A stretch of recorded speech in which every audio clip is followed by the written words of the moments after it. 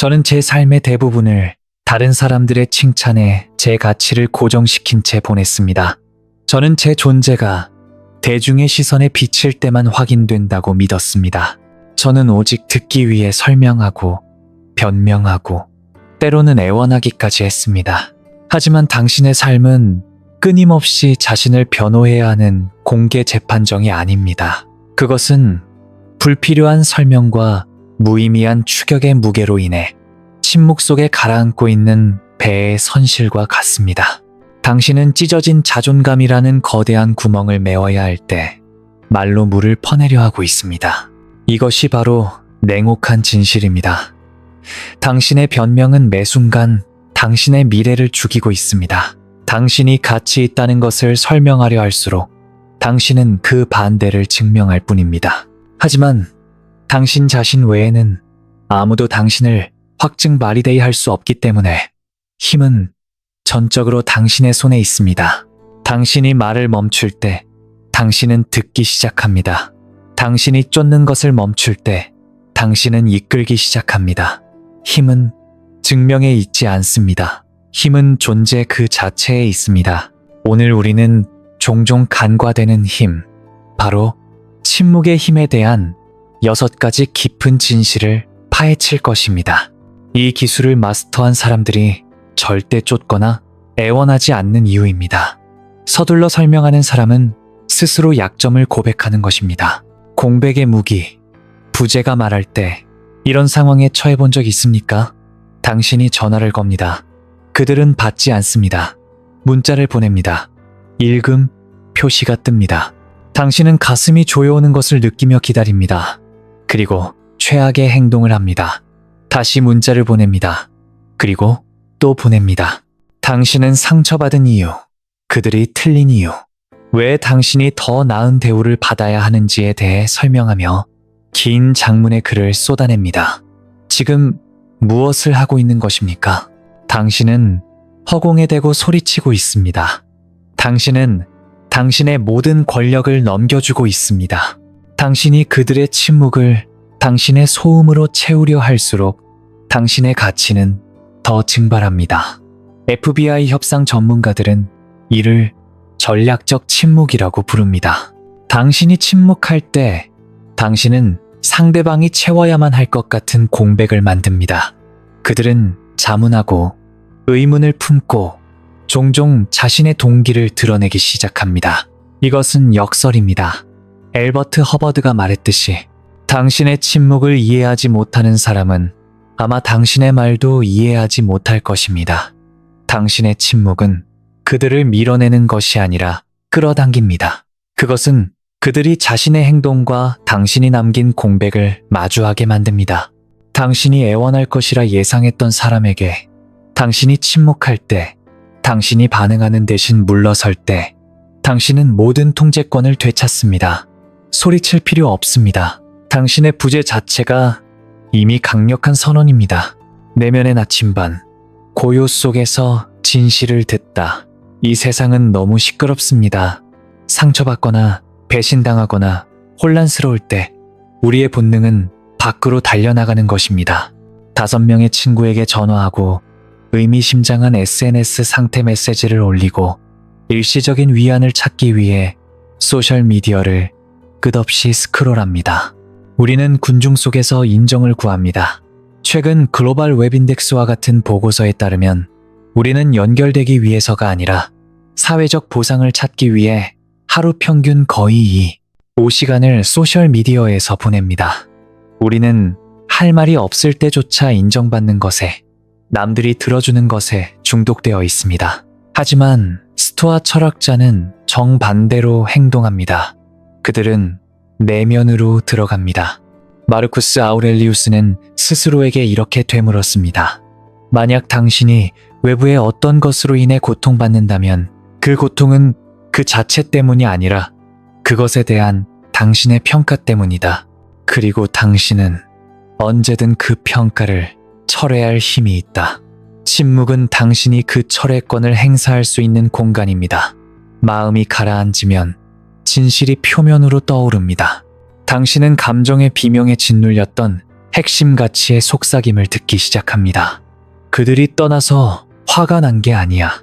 내가 너무 오래 머물렀기 때문에 화가 난 거야. 이러한 진실은 문자 메시지에서 오지 않습니다. 그것은 당신이 설명을 멈추고 듣기 시작하는 조용한 시간 속에 찾아옵니다. 마무리 클로즈라는 이름의 배신, 엉뚱한 곳에서 답을 찾다. 우리는 마무리 클로즈를 갈망합니다. 마지막 대화, 정직한 설명, 완벽한 결말. 하지만 여기 잔인한 진실이 있습니다. 만약 누군가가 진정으로 신경 썼다면 당신은 마무리를 애원할 필요가 없었을 것입니다. 그들은 존중심을 갖고 당신에게 그것을 주었을 것입니다. 만약 그들이 그렇게 하지 않았다면 당신의 침묵이 바로 그 마무리입니다. 잠수 이별 고스팅 현상에 대한 심리학 연구가 이를 뒷받침합니다. 사회 및 개인 관계 저널 Journal of Social and Personal Relationships의 한 논문에 따르면 잠수 이별을 당하는 것은 신체적 고통을 처리하는 뇌의 영역을 활성화시킵니다. 그것이 고통스러운 이유는 바로 그 모호함과 통제력 상실 때문입니다.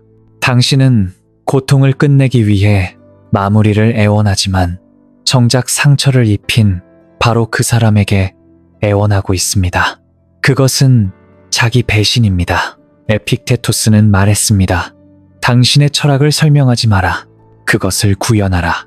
당신이 마무리를 쫓는 것을 멈추고 당신의 가치를 떠나는 것으로 구현하기 시작할 때 당신은 더 이상 다른 사람이 당신의 고통을 확인해 줄 필요가 없습니다.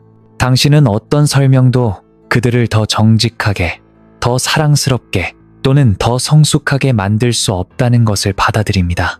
보내지 않을 메시지를 그만 쓰십시오. 완벽한 대화를 연습하는 것을 멈추십시오. 당신의 침묵은 마침내 자존감이 숨 쉴 수 있는 공간입니다.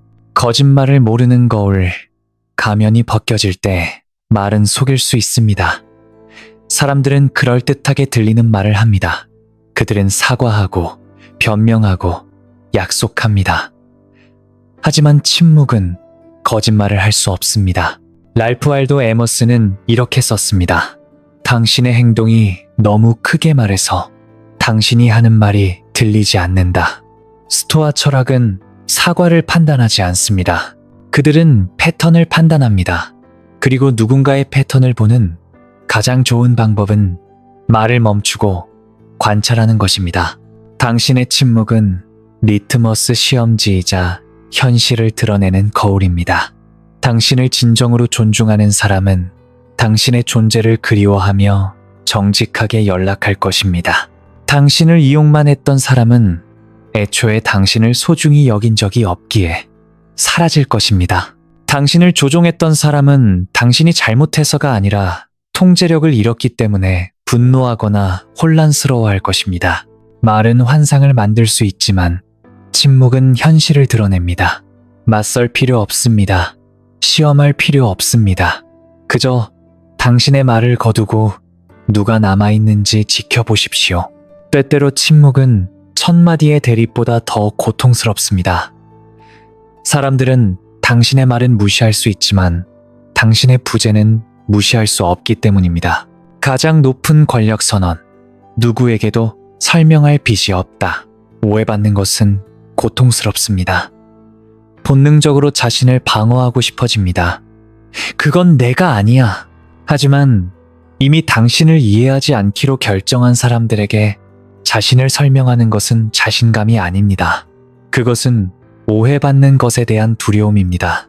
하버드 비즈니스 리뷰의 연구에 따르면 전문적인 환경에서 과도한 설명 오버 엑스플레인은 종종 자신감 부족이나 능력 부족의 신호로 간주됩니다. 진정한 힘은 장황함이 아닌 단호함에 있습니다. 마르쿠스 아우렐리우스는 자문했습니다. 당신의 이웃에 대해 추측하느라 남은 인생을 낭비하지 마라. 당신이 누군가에게 당신의 가치를 설득하려 할 때마다 당신은 귀중한 시간과 에너지를 다른 사람의 판단에 소모하고 있습니다. 자신을 설명하지 않는 사람은 오만한 것이 아닙니다. 그들은 평화로운 것입니다. 자신의 의도가 깨끗하다는 것을 알기 때문에 평화롭습니다. 자신의 행동이 일관됨을 압니다. 자신의 가치가 이해하려 들지 않는 사람들에게 자막이 필요 없다는 것을 압니다. 당신은 냉정하다는 말을 들을 것입니다. 이기적이라는 낙인이 찍힐 것입니다. 하지만 당신을 진정으로 보지 못했던 사람들을 잃는 것은 손실이 아닙니다. 그것은 조정, 알라이먼입니다. 당신은 자신의 평화를 선택한 것에 대해 누구에게도 설명할 빚이 없습니다. 과소평가의 대가, 놓아줌에서 오는 교훈. 떠나기로 선택한 사람에게는 독특한 힘이 있습니다. 분노 속에서도 소란 속에서도 아닌 조용한 분리 속에서 말입니다. 당신은 문을 쾅 닫지 않습니다. 감정적인 마지막 메시지를 보내지 않습니다. 당신은 그저 떠납니다. 그리고 그 침묵 속에서 당신은 어떤 말로도 할 수 없었던 교훈을 줍니다. 세네카는 말했습니다. 우리는 현실보다 상상 속에서 더 자주 고통받는다. 당신이 응답을 멈출 때 그들은 그 상상 속에 홀로 남겨집니다. 그들은 죄책감, 당신이 그들을 대했던 기억, 당신의 부재의 메아리와 함께 남겨집니다. 당신의 분리는 이렇게 말합니다. 나는 더 이상 당신에게 나를 증명할 필요가 없다. 나는 존중받지 못하는 곳에 머물지 않겠다. 대부분의 사람들은 이런 종류의 에너지를 다룰 줄 모릅니다. 그들은 반응하고 애원하고 싸우는 사람들에게 익숙합니다. 하지만 당신이 침묵할 때 당신은 감정 게임에서 벗어납니다. 그들은 당신의 에너지를 더 이상 이용할 수 없다는 것을 깨닫습니다. 그들은 당신이 정말로 떠날 것이라고는 생각하지 못했습니다. 그때가 바로 교훈이 시작되는 순간입니다. 사람은 말에서 배우지 않습니다. 그들은 거리감에서 배웁니다. 그들은 당신이 나를 존중해 라고 소리칠 때 변하지 않습니다. 그들은 만약 변한다면 당신의 부재가 그들이 잃은 것을 깨닫게 할 때 변합니다. 그리고 만약 그들이 깨닫지 못한다면 그것도 괜찮습니다. 그 교훈은 그들을 위한 것이 아니었습니다. 그것은 당신을 위한 것이었습니다. 여기까지 읽으셨다면 당신은 이미 그 변화를 느끼고 있을 것입니다. 조용한 깨달음. 당신이 항상 알고 있었지만 잊고 있었을지 모르는 진실. 당신은 가치 있기 위해 쫓거나 애원하거나 설명할 필요가 없습니다. 들리기 위해 시끄러울 필요가 없습니다. 다른 사람을 편안하게 하기 위해 당신의 평화를 깰 필요가 없습니다. 스토아 철학은 우리에게 그것을 가르칩니다. 침묵은 약점이 아닙니다. 그것은 통제력입니다. 그것은 당신의 수준 이하의 것에 에너지를 낭비하기를 거부하는 것입니다. 그것은 당신의 존재가 사라졌을 때조차 가치 있다는 것을 아는 자신감입니다. 감정이 당신을 지배하려는 순간은 언제나 있을 것입니다. 설명하고 싶고, 싸우고 싶고, 증명하고 싶은 순간들. 하지만 그 순간에 이것을 기억하십시오. 당신의 침묵이 논쟁에서 이기지 못할 수도 있지만 당신 자신을 되찾게 할 것입니다. 그러니 내일 그 충동이 솟아오를 때 관심을 구걸하는 문자를 보내고 싶거나 당신의 가치를 설명하고 싶을 때 심호흡을 하십시오. 침묵을 선택하십시오. 존엄을 선택하십시오. 떠나는 것을 선택하십시오. 나의 침묵은 나의 마지막 말이다. 그리고 가장 강력한 말이다.